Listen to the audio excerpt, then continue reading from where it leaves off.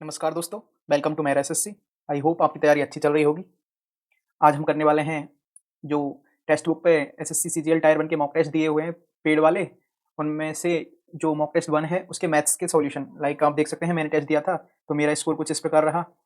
तो मैथ्स में इस वीडियो में मैं बताऊंगा कि मैंने मैथ्स को किस तरीके से अटेम्प्ट किया, तो आप भी उन्हीं तरीकों को लाइक जो होते हैं ना एग्जाम ओरिएंटेड अप्रोच, तो सेम उसी टाइप से मैं इसमें 20 क्वेश्चन सॉल्व करवाऊंगा। आपको देखना है और उन्हीं तरीकों को अपने मॉक टेस्ट में अप्लाई करके देखना है, तो आपका स्कोर और टाइम भी काफ़ी इंप्रूव होगा। कहने का मतलब यह है कि इस वीडियो में आपको बहुत कुछ नया सीखने को मिलेगा, इसलिए वीडियो को लास्ट तक देखिएगा।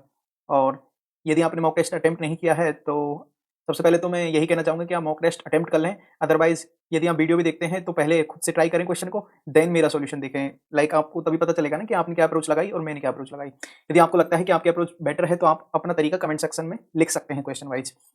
तो चलिए बिना किसी देरी के आज का वीडियो शुरू करते हैं। पहला क्वेश्चन है हमारा ट्रिग्नोमेट्री से। इसमें दिया गया है x बराबर ये है a sec theta plus tan theta और y बराबर ये है, तो आपको बताना है x square minus y square बताना है। अब इस टाइप का क्वेश्चन है ना, यदि आप इसे बेसिक से करने जाओगे ना तो आपका 5 से 6 मिनट लग जाएंगे इसमें, और इतना तो टाइम होता ही नहीं है हमें। तो बेसिकली आपको कभी भी ट्रिग्नोमेट्री का क्वेश्चन दिखे ना तो आपको वैल्यू पुटिंग से ट्राई करना है। लाइक आपको जैसे बेसिक से करना भी हो तो आपको देखो कैसे करना होगा। एक्स स्क्वायर है माइनस वाई स्क्वायर है, तो यहाँ से इन दोनों का स्क्वायर करके माइनस करना होगा, देन अलजेब्रा लगाना होगा, थोड़ा आइडेंटिटी वगैरह को सेट वगैरह करके तब आ जाएगा आपको। लेकिन पेपर में ऐसे करना नहीं होता, पेपर में करना है ना आपको most of the question trigonometry के वैल्यू पुटिंग से हो जाते हैं। तो इसको कैसे करेंगे आप वो बताता हूँ मैं। तो सिंपली आपको यहाँ पर जैसे a sec theta plus tan theta है, तो आपको दिख रहा है सेक थीटा क्या होता है, 1 अपॉन कॉस थीटा होता है। तो आप यहाँ थीटा इक्वल टू 0 रख लो। 0 रखोगे तो एक्स इक्वल टू क्या आ जाएगा, एक्स बराबर ये क्या होगा, ए अपॉन कॉस थीटा क्या होता है 1 होता है, तो ये ए आ जाएगा। और ये क्या होता है sine theta upon cos theta, तो साइन थीटा की वैल्यू क्या हो जाएगी, साइन 0 की वैल्यू 0, तो ये तो 0 हो जाएगा। तो एक्स बराबर आपका आ गया ए। और ऐसे ही बाई बराबर क्या आ गया, ये टेन थीटा, तो ये वाली टर्म तो 0 हो जाएगी, इसमें ये टर्म 0, क्योंकि टेन थीटा क्या होता है sine theta upon cos theta होता है। यहाँ पर आप साइन 0 करोगे तो साइन 0 0 और इससे 0 आ जाएगा इसके। अब यहाँ पर ऐसे ही सेम बाई बराबर क्या आ जाएगा, बी आ जाएगा। तो आपसे पूछा क्या था x square minus by square, तो क्या आ जाएगा आपका ए स्क्वायर माइनस बी स्क्वायर। कौन सा ऑप्शन, एक ही ऑप्शन है बी वाला। तो आपको ट्रिग्नोमेट्री क्वेश्चंस में याद रखना है कि वैल्यू पुटिंग करनी है आपको, उससे आपके काफी जल्दी आ जाएंगे ऑप्शंस। और अब ये वाला है, जैसे ये है रेशो से एस टू बी ये दे रखा है आपके लिए और बी टू सी ये दे रखा है, आपको बताना है एबीसी का रेशो बताना है। तो इस टाइप के क्वेश्चन क्या करना होता है, मैं आपको दोनों तरीके बताऊंगा हर क्वेश्चन का। लाइक मैंने कैसे किया पेपर में और बेसिक क्या है, मतलब बेसिक में जरूरी होता है, काफी टाइम दिमाग में नहीं चमकती चीजें, तो बेसिक से जाना ही ठीक रहता है। अब जैसे ये है, अब इस टाइप के क्वेश्चन में आपको हमेशा याद रखना है, जैसे एस टू बी 3:2 दे रखा है, तो ये ए और बी का रेशो ना हमेशा 3:2 ही रहेगा इस वाली एक्सप्रेशन में भी। तो आपको वो ऑप्शन देखना है जिसमें ए और बी का रेशो 3:2 दे रखा हो। जैसे पहला देखेंगे 3:4 है, तो ये तो होगा ही नहीं। 6:2, तो ये 3:2 है, क्योंकि ये 2 से काटोगे इसको 2 6 और ये 2 2 6, तो ये पॉसिबिलिटी है, ये आंसर हो सकता है। लेकिन हम आगे वाले ऑप्शंस भी देख लेंगे। 4:5 3:2 नहीं बन सकता, ये 6:5 ये भी नहीं हो सकता। तो हमारा एक ही ऑप्शन है जो 3 और 2 के रेशो में है, ए और बी। बाई चांस ऐसे दो ऑप्शन होते हैं जिसमें 3 और 2 का होता है तो हम ये बी और सी देख लेते हैं, लेकिन हम पूरा कभी सॉल्व नहीं करते। बाकी इसका जो सॉल्व करने का तरीका है वो इस प्रकार से कुछ देख लो, क्यों काफी बार नहीं भी बैठती चीजें, तरीका आना चाहिए। जैसे ए टू सी, तो आपको यहाँ धरना है 3:2 और बी सी का कितना दे रखा है 4 5, तो इनको आप रख लो नीचे। और सिंपली अब आपको क्या करना है, मल्टीप्लाई कर देना है ऐसे ऐसे ऐसे। तो 4 तिया 12 और ये 4 दो 8 और ये 5 दुआ 10, 2 से काट दो 6 4 5, तो 6 4 5 इसका आंसर आ जाएगा, बी ऑप्शन ही था। आगे देखते हैं, आगे है हमारा इस swimming pool can be filled by 2 pipes 20 minute and 30 minutes respectively, both are the pipes open together to empty the swimming pool. Okay, in empty swimming pool after some time first pipe stopped working and the remaining swimming pool be filled by okay. तो दो pipe है हमारे, जैसे हम दे देते हैं, नाम दे देते हैं, एक ए है एक बी है, और एक पाइप भर देता है उसको 20 मिनट में और एक भर देता है 30 मिनट में। अब खाली पूल में दोनों पाइप चलाए जाते हैं, पहले कुछ देर बाद एक पाइप खराब हो जाता है तो रिमेनिंग को वो दूसरा वाला 18 में। तो सिंपली कैसे करते हैं इसको, वही इनकी वो निकाल लो टोटल एफिशिएंसी। पहले एफिशिएंसी निकालने के लिए इनका एलसीएम कितना हो जाएगा 60, तो ये 20 दिया साइड और ये 30 दुआ साइड, 3 और 2 इनकी एफिशिएंसी आ गई। अब उन्होंने कहा है कि after some time first pipe stop working, तो हमें पूछा है कि कितने टाइम पहले वर्क हुआ होगा, मतलब बंद हो गया होगा वर्क करना। तो सिंपल है, आपको क्या करना है कि 18 मिनट जो रिमेनिंग बचा था ना, जैसे ये दोनों चलाए हमने यहाँ पर पहले नल, और कुछ टाइम बाद ये मतलब खराब हो गया एक, और जो बचा जितना ये जो हमारी टंकी खाली रह गई थी ना उसको भरा किसने, बी ने भरा, कितनी 18 मिनट में। तो बी 1 मिनट में कितना भरता है 2 यूनिट, तो 18 मिनट में कितना भरेगा, सिंपल 18 दुआ 36 यूनिट भरेगा। 36 यूनिट भरेगा, तो ये 36 यूनिट बी ने अकेले ने भरी है, मतलब कि ए और बी ने दोनों ने कितनी यूनिट भरी होंगी, 60 माइनस 36 कितना 24 यूनिट। तो कितनी देर में भरी होंगी, 1 मिनट में कितना 5 यूनिट भरते हैं, तो यहाँ से 5 चौक 20 और 5 40, 4.8 मतलब बी हमारा। सिंपल था। आगे देखते हैं, आगे है एक व्यापारी के पास 500 किलो बासमती चावल है, इस बासमती चावल का कुछ भाग 20% के लाभ पर और शेष भाग को 35% के लाभ पर, पूरे लेन देन में 29% का लाभ होता है और 20% और 35% लाभ पर बेचे गए चावल की मात्रा कितनी है। ये भी सिंपल है, एलिगेशन लगाना है आपको, मतलब एलिगेशन से करोगे तो आप ईजी हो जाएगा चीज़ें, क्योंकि इस टाइप में एलिगेशन ही बेस्ट होता है। तो आपको पता है 5 किलो है, मतलब उसके 2 पार्ट हैं, जैसे ये एक्स है, ये वाई है। एक पार्ट पर उसको लाभ हुआ है कितने का, 20% का, और दूसरे पार्ट पर लाभ हुआ है उसको 35% का, और जो ओवरऑल लाभ हुआ है उसको 29% का। अब आपको बताना है इनका हिस्सा कितना था, तो सिंपल है, एलिगेशन लगा दो। तो यहाँ एलिगेशन लगाओ, क्या करोगे, ये 35 में से 29 गया तो कितना आ जाएगा, 20% लाभ पर, हाँ, ये 35 में से 29 गया तो ये आ जाएगा आपका 6, और इसमें से इसको घटाएंगे तो ये कितना आ जाएगा 9, क्योंकि ये ज़्यादा में कम को घटाएंगे यहाँ, और यहाँ से यहाँ तो 9, तो इनका रेशो कितना आ गया, 3 से काट दो, 3 2 6, 9 2:3, 2:3। अब एक काम तो ये है कि पहले ना आप सबसे पहले यही चेक कर, मतलब आपका दिमाग कैसे चलना चाहिए, जैसे 2:3 आया तो आप ऑप्शन चेक करो कि 2:3 में कौन कौन से ऑप्शन है।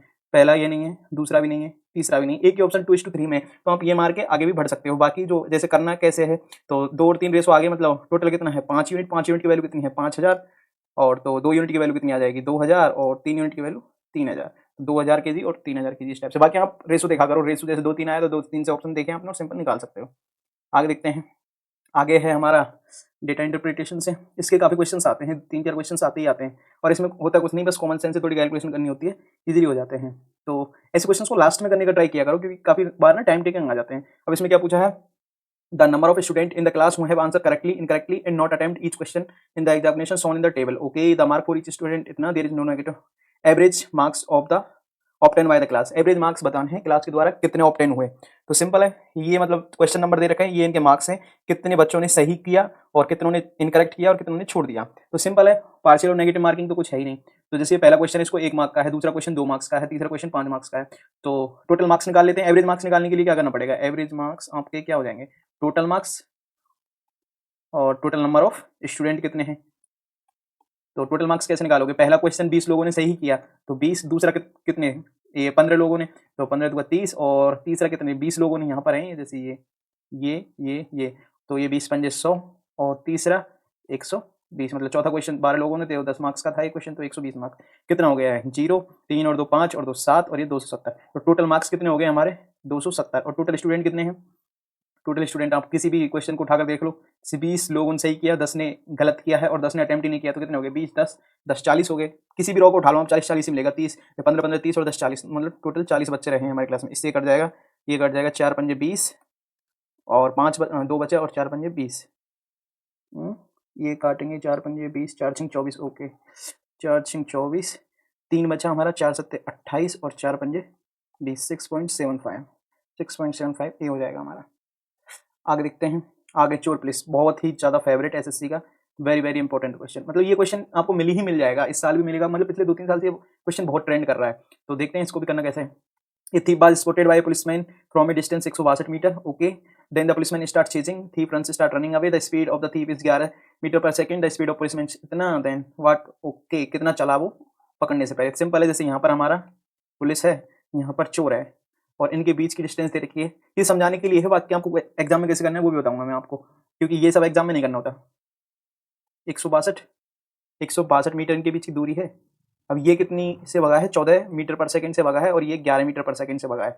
तो क्या है, ये चीज़ तो समझ में आ गई आपको। अब कितनी डिस्टेंस चला वो निकालनी है। तो डिस्टेंस निकालने के लिए पहले हमें इसकी स्पीड तो पता है, लेकिन टाइम भी चाहिए। टाइम कैसे निकालेंगे, तो ये पुलिस कितनी देर में पकड़ लेगी इसको, जैसे ये भी यहाँ पर भागा, जैसे ये यहाँ पर भागा, यहाँ पर जाके इसको पकड़ लिया, तो ये भी कुछ चला होगा और ये भी कुछ चला होगा, तो सेम टाइम पर ही दौड़े होंगे। तो हम टाइम निकालने के लिए पहले क्या करना पड़ेगा, 162 डिस्टेंस है, इनकी रिलेटिव स्पीड कितनी हो जाएगी, 14 - 11 है।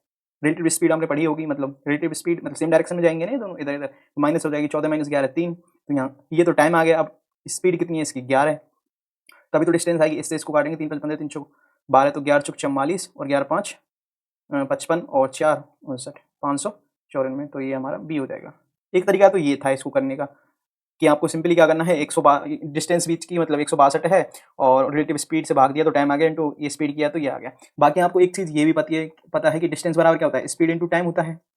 और हमारे पास क्या है, स्पीड है। स्पीड जैसे ये पुलिस है, ये चोर है, इसकी 14 है स्पीड और इसकी 11 है, 14 और 11 है ना।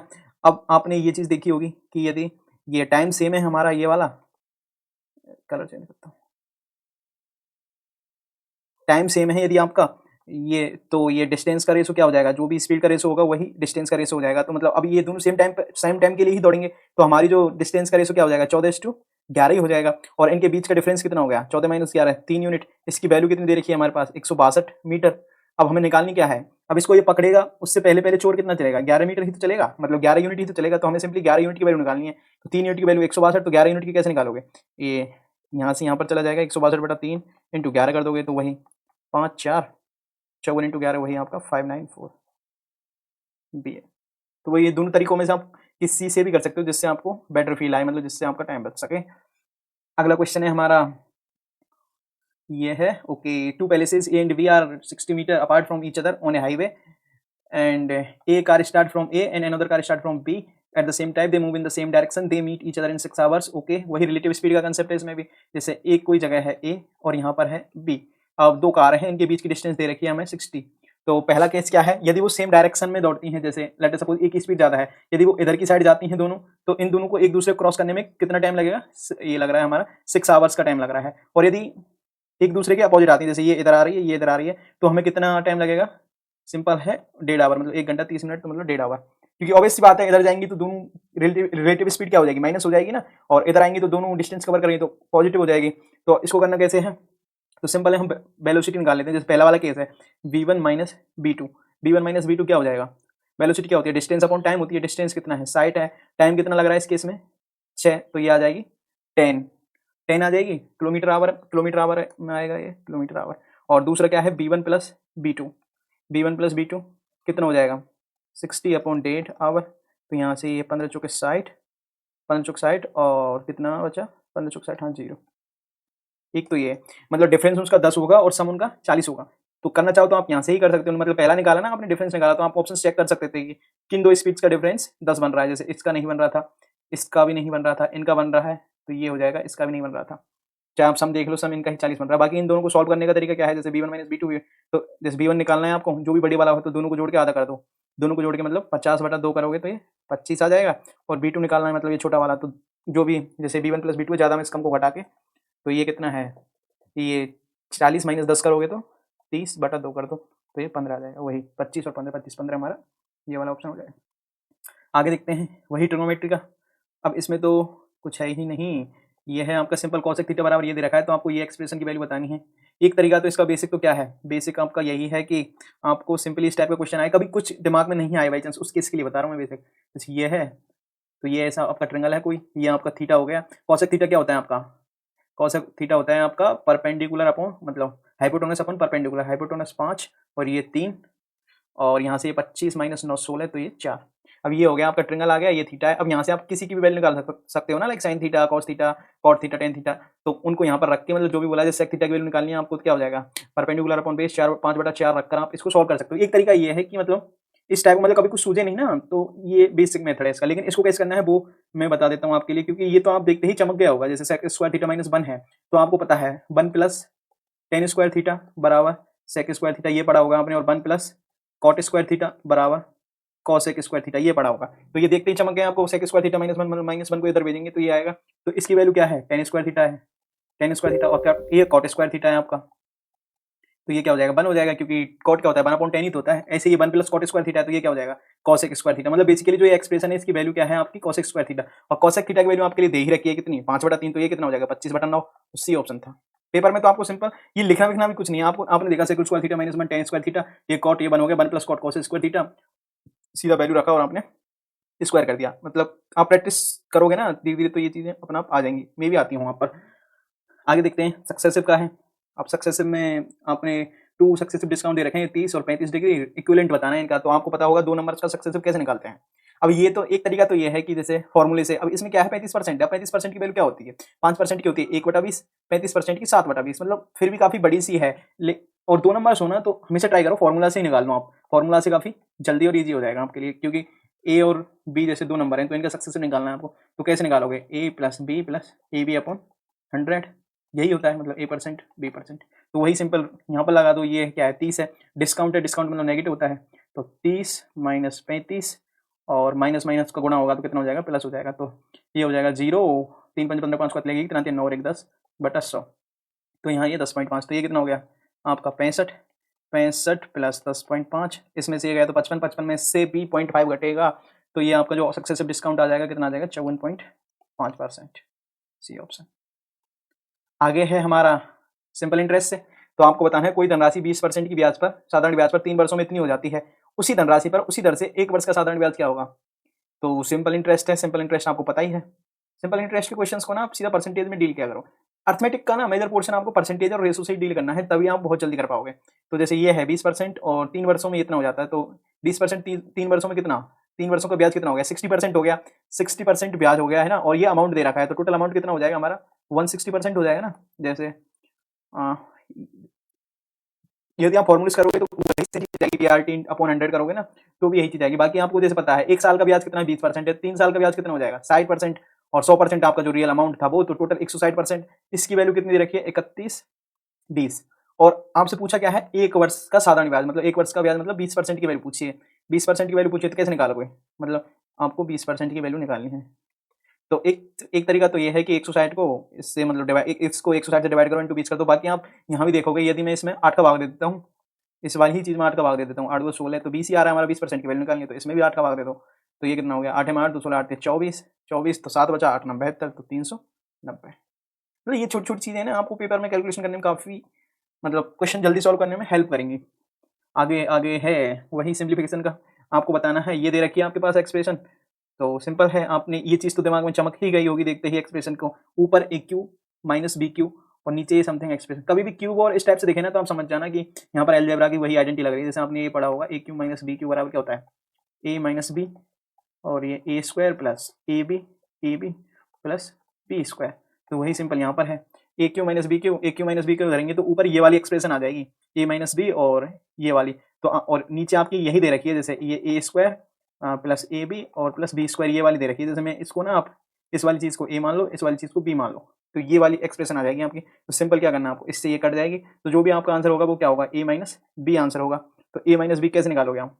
0.31 माइनस 0.3, तो 100, पॉइंट हटाएंगे तो 0 आएंगे, तो 1/100।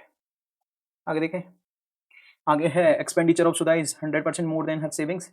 ये वाला क्वेश्चन भी काफी प्यारा आता है। मतलब अभी आप देखोगे ना, रिसेंट का SSC GD का एग्जाम मैंने टॉप 25 क्वेश्चन डाले हुए हैं, उनको देखना आप, उसमें भी यही सेम क्वेश्चन आया था। इसलिए प्रीवियस ईयर के क्वेश्चन करते हैं ना, वो काफी इंपॉर्टेंट हो जाते हैं क्योंकि वही आते हैं। तो इसको देखना है, इसका सिंपल सा तरीका क्या है, आपको एक्सपेंडिचर बता रखा है कि 100% मोर देन हर सेविंग, तो यहाँ पर एक्सपेंडिचर लिख लो आप, यहाँ पर उसकी सेविंग्स 100% मोर देन, मतलब यदि 100 उसकी सेविंग है तो इसका 100% मोर देन, तो 2 से उसके खर्चे हैं, तो इनका रेशो चाहिए हमें, तो सिंपली तो ये 2:1 इनका रेशो आ गया। अब उसका जो खर्चा है वो 2% कम हो जाता है, तो ये -2%, और ये जो बचत है ये 10% बढ़ जाती है। तो आपको इनका नेट निकालना है, नेट निकाल दो। नेट कैसे निकालोगे? ये कितना होगा, इसका गुणा करोगे तो -4 और ये +10 अपॉन इन दोनों का सम 3, 6/3, 2%। 2% की वैल्यू क्या हो जाएगी? परसेंट की वैल्यू हो जाएगी आपकी 0.002। आगे है हमारा द सॉल्यूशन ऑफ ए बोतल। ओके, काफ़ी अच्छा क्वेश्चन है और बहुत कम लोगों ने अटेम्प्ट किया था इस क्वेश्चन को। सॉल्यूशन ऑफ ए बोतल with 35% sugar concentration, 5 litre of sugar, 20% sugar concentration, okay 8 litre sugar solution. मतलब सिंपल सी बात यह है कि आपके पास ना 2 बोतल है, एक 5 लीटर की बोतल है, एक 8 लीटर की बोतल है। तो पहली 5 लीटर वाली बोतल है, उसमें जो शुगर की कंसंट्रेशन है ना, एक मिनट, हाँ, उसमें शुगर की कंसंट्रेशन है वो 35% है, और जो 8 लीटर वाली है उसमें शुगर की कंसंट्रेशन 20% है। यदि इन बोतल्स को 4 और 5 के रेशो में मिलाया जाता है तो रिजल्टिंग सॉल्यूशन की कंसंट्रेशन क्या होगी? ऐसे क्वेश्चंस को ना, मतलब आपको लगे ना पहले अटेम्प्ट में आपको ऐसे ही क्वेश्चन अटेम्प्ट करने हैं जिनको आप शॉर्ट सोचना ना पारे, उनको देखते ही उड़ा दो। इस टाइप के क्वेश्चन जैसे आपको लग रहा है कि इसमें सोचना पड़ेगा, तो आपको लास्ट में करने इस टाइप क्वेश्चन।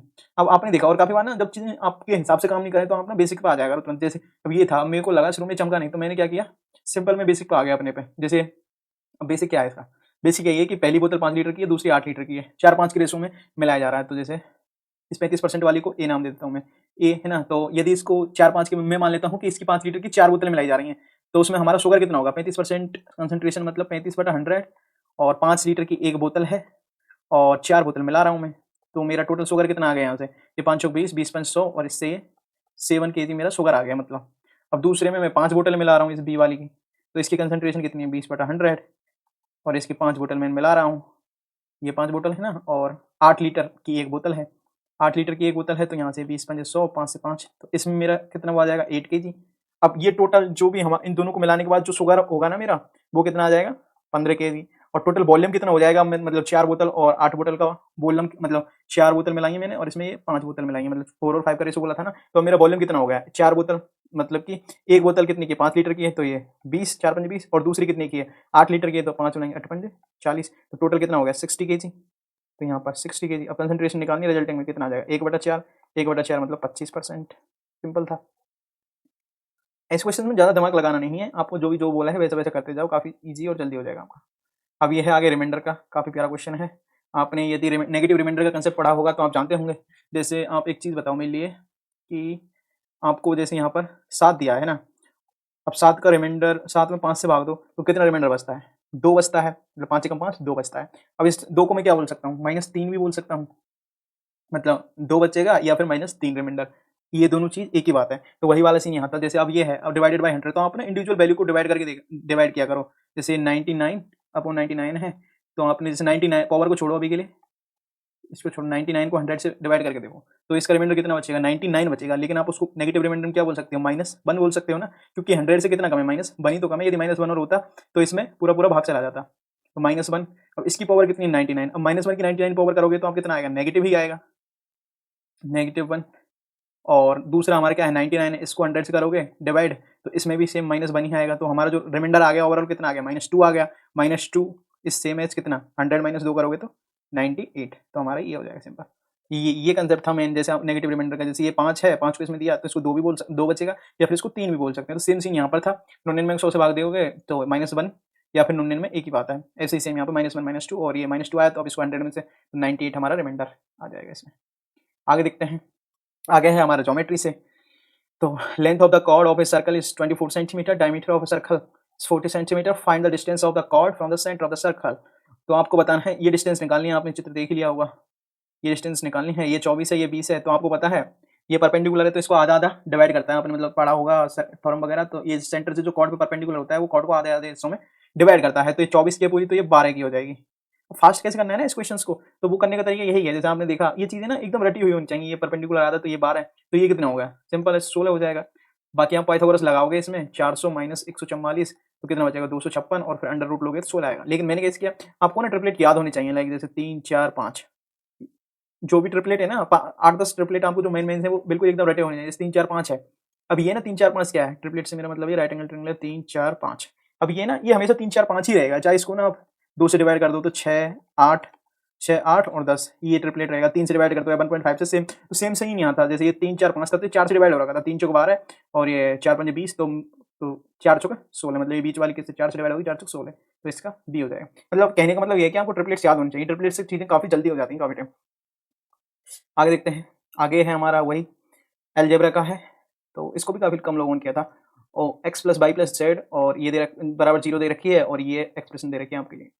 अब एक चीज तो आपको समझ में आ गई कि इक्वेशन आपके लिए 1 दे रखी है और वेरिएबल 3 है आपके, तो यहाँ पर आपकी वैल्यू पुटिंग चल सकती है। मैथ में ना आप कोशिश किया करो, जितने जैसे 25 क्वेश्चन आते हैं तो 10 से 12 क्वेश्चन में कोशिश रखा करो अपनी कि आप वैल्यू पुटिंग से कर दो, क्योंकि वैल्यू पुटिंग से चीजें काफी जल्दी हो जाती है काफी टाइम। और यदि आपको कंसेप्ट आता है तो कंसेप्ट यदि मतलब दोनों में देख लिया करो, जल्दी किससे होने के चांस है। जैसे ये क्वेश्चन था, मेरे को दिमाग में ऐसा कुछ आया नहीं, तो मेरे को सिंपल लगा कि वैल्यू पुट करता हूँ। और वैल्यू पुट में भी ध्यान रखनी है चीजें कि कभी भी ना बेसिक फॉर्म नहीं बननी चाहिए, लाइक 0/0, डिनोमिनेटर में 0 नहीं बनना चाहिए, अदरवाइज रिस्क हो जाती है।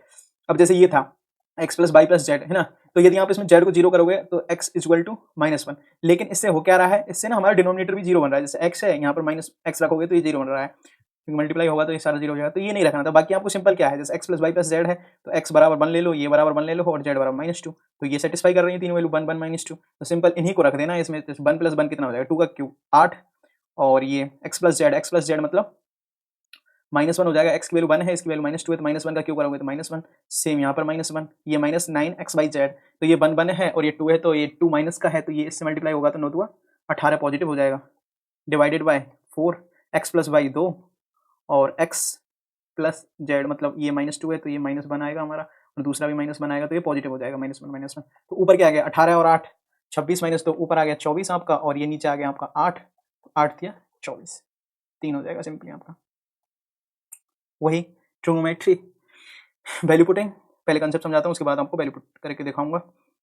तो कंसेप्ट इसका क्या कहता है, कंसेप्ट ये है कि आपको जैसे वही मैंने पहले भी समझाया था, इसमें कुछ नहीं था, ये थीटा है हमारा, तो ये कॉट थीटा क्या होता है, बेस अपन परपेंडिकुलर, तो ये एक्स, ये तो ये क्या हो गया, ए स्क्वायर अपॉन ये परपेंडिकुलर प्लस बेस का स्क्वायर, पाइथागोरस से ए स्क्वायर अपॉन एक्स स्क्वायर। अब क्या पूछा उसने, ए अपॉन ए स्क्वायर, मतलब ए अपॉन ये क्या है हमारा परपेंडिकुलर अपॉन उसने क्या दिया है, ये क्या है हाइपोटेनस। तो परपेंडिकुलर अपॉन हाइपोटेनस किसका रेस होता है, साइन थीटा का होता है, तो सिंपली हमारा साइन थीटा हो जाएगा। बाकी ये तो इजी था। बाकी आप यहाँ पे वैल्यू भी पुट करोगे ना, जैसे कॉट थीटा है, थीटा इक्वल टू आप 30 पुट कर लो, थीटा इक्वल टू 30 पुट करोगे तो ये कितना हो जाएगा, ये हो जाएगा x, मतलब 30 की वैल्यू आते हैं √3 x अपॉन ए, तो x बराबर आपका आ जाएगा √3a। अब ये यहाँ पर रखोगे आप x बराबर √3a, तो ये क्या हो जाएगा 3a स्क्वायर, और यहाँ से a स्क्वायर तो ये 4a स्क्वायर, तो आगे जाके ये क्या आ जाएगा, a से a कट जाएगा, जैसे a अपॉन 2 आ जाएगा, 4a स्क्वायर का रूट लोगे तो a से a कट जाएगा 1/2, तो 1/2। अब थीटा यहाँ पर 30 रख के देखो किसकी वैल्यू होती है, सिर्फ एक की होती है साइन थीटा की, तो इजीली आप यहाँ पर कर सकते हो इसको। बाकी आप 45, जैसे काफी ना 45 भी रख कर देखते हैं 10 कॉट के केस में, लेकिन 45 मैंने यहाँ पर इसलिए नहीं रखी, जैसे आप 45 रखोगे तो आपको ना वैल्यू पुट करने से पहले ऑप्शंस भी देख लेने आपको ना, कभी ऐसी वैल्यू पुट नहीं करनी जिससे ऑप्शंस आपके कॉन्ट्रास्टिंग जा रहे हैं। जैसे 45 है, साइन थीटा भी 45 होता है, साइन थीटा और कॉस थीटा की वैल्यू 45 पे बराबर होती है, सेक थीटा कोसेक थीटा की वैल्यू 45 पे बराबर होती है, तो आपको पता है 45 रखने से आप फंस जाओगे आगे जाके, तो आपको ऐसी वैल्यू रखनी ही नहीं है शुरू से। बाकी आप इसको बेसिक से भी करते तो भी काफी इजीली हो जाता जल्दी। अगला है हमारा वही ज्योमेट्री से, P and P are the two tangent of external point P, M and are the point on the this by square बराबर ओके PM बराबर ये दे रखा है।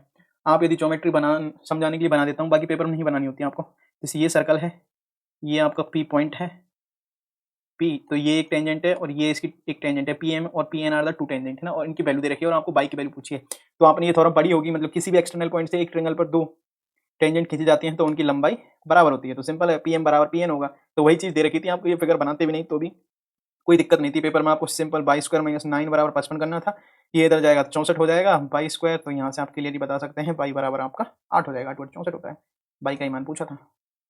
आगे है हमारा ओके, त्रिभुज दे रखा है circumscribe triangle ABC, both side is 16 30 34। पहले मैं इसका बेसिक बताऊंगा, फिर पेपर में कैसे क्लिक करना था आपको वो भी समझाऊंगा। जैसे ये ट्रिंगल था ABC, अब एक चीज़ ना, अब ट्रिपलेट याद होगा आपको, जैसे लेटर सपोज ट्रिपलेट याद भी नहीं है, तो ये क्वेश्चन जो कह रहा है वो इस टाइप से, जैसे ये कोई ट्रिंगल है, इसके ऊपर एक सर्कल है, तो हमें इस सर्कल की रेडियस बतानी है, मतलब सर्कम रेडियस बतानी है। सर्कम रेडियस का बेसिकली जो फॉर्मूला होता है वो क्या होता है, ABC upon 4 delta, ABC upon 4 delta ये इसका फॉर्मूला होता है, जहाँ पर ABC क्या होती है, इसकी साइड्स होती हैं। तो ये तीनों साइड दे रखी है आपके लिए, इसका एरिया निकालो, ABC इंटू अपन 4 डेल्टा करोगे तो ये आ जाएगा। बाकी यदि आपको, अब वही तो कह रहा था ट्रिपलेट याद है, तो आपको ये देखते क्लिक करेगा, जैसे ये 16 30 34, तो आपको दिखाई है, यदि 2 से डिवाइड करते हो आप इसको तो 8 15 17, तो ये चीज़ तो समझ में आ गई, 8 15 17 ये राइट एंगल ट्रिंगल है, राइट एंगल ट्रिंगल है। अब राइट एंगल ट्रिंगल की आपको वो पता ही है क्या कहते हैं, सर्कम रेडियस निकालना कितना ईजी होता है, क्या होती है राइट एंगल ट्रिंगल की सर्कम रेडियस, हाइपोटेनस की आधी होती है, मतलब h/2 होती है, तो 34 का आधा क्या हो जाएगा 17 हो जाएगा। क्यों होती है ये भी समझा देते हैं आपको। जैसे ये राइट एंगल ट्रिंगल है, ऐसे होती है इसकी सर्कम रेडियस, यहाँ से ये मतलब सेमी सर्कल बनेगा और यहाँ पर ऐसे, तो ये इसका डायमीटर ही तो बनेगा, क्योंकि आपने ये प्रॉपर्टी भी पढ़ी होगी कि सेमी सर्कल में जो भी ट्रिंगल बनता है वो राइट एंगल ट्रिंगल होता है। तो ये जैसे राइट एंगल ट्रिंगल है, इसका मतलब ये इसका डायमीटर है, ये इसका डायमीटर है, तो ये r हो गई इसकी, और ये भी इसकी r हो जाएगी, मतलब जो भी हाइपोटेनस थी उसका आधा ही हो जाएगा। तो ये 34 का आधा सिंपल 17। तो एग्जाम में यही देखना था आपको, देखा 16 32 34, मतलब 16 30 34, ओ राइट एंगल ट्रिंगल है, सर्कम रेडियस पूछिए, 34 का आधा क्या हो जाएगा 17 हो जाएगा, 17 मार्क, मतलब 10 सेकंड भी नहीं लगेंगे आपको, सीधा आगे बढ़ जाना था। आगे है हमारा मेंचुरेशन से, इसमें बताना है आपको the sum of radius of the base and height इतना दे रखा है, और टोटल सरफेस एरिया दे रखा है, आपके लिए कर्व सरफेस एरिया बताना है।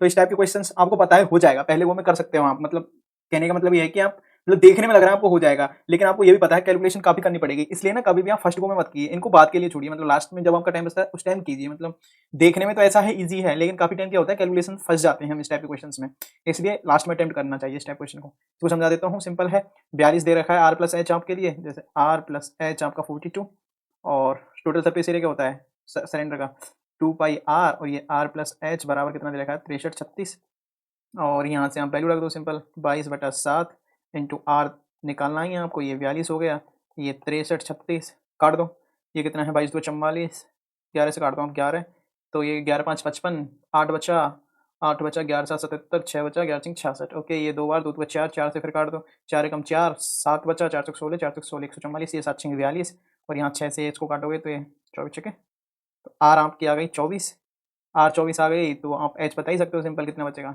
-24 करोगे तो 18। अब यहाँ से कर्व सरफेस एरिया निकालना है, 2 पाई आर एच होता है 22/7, अब इसमें ना वो भी नहीं चल सकता, लाइक उसने पूछा है करेक्ट 2 डेसिमल प्लेसेस। काफी टाइम क्या होता है ना, मेंचुरेशन क्वेश्चन को सबसे फास्ट करने का तरीका ये होता है, हमें पता होता है पाई है, पाई में 11 छुपा होता है, तो हम 11 का डिविजिबिलिटी रूल देख लेते हैं। लेकिन इसमें ना निकालना ही पड़ेगा आपको, मतलब पॉइंट वाला है ना, तो डेसिमल के 2 पूरा कैलकुलेटर, मतलब पूरा भाग जा नहीं रहा होगा, इसलिए पॉइंट के बाद वाला पूछा है, तो इसमें पूरा कैलकुलेट करना ही पड़ेगा आपको। तो 2 × 22/7 ये हो गया बाई। आर की वैल्यू कितनी है आपकी 24 और एच आपका आ गया 18। तो कुछ कट रहा है, कट भी नहीं रहा, तो सिंपल आप मल्टीप्लाई कर लो।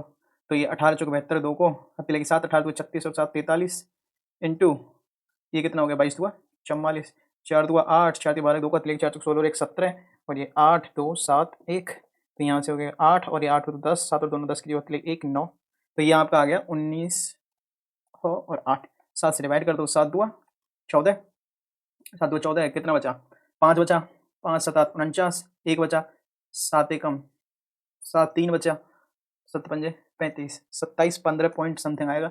27 15 पॉइंट समथिंग कौन सा, एक ही ऑप्शन है हमारा सी वाला। तो देखा ना, मतलब थोड़ी कैलकुलेटिव टाइप हो जाते हैं कभी इस टाइप क्वेश्चन, इसलिए इनको लास्ट में करना चाहिए। आ गए हैं, थैंक यू।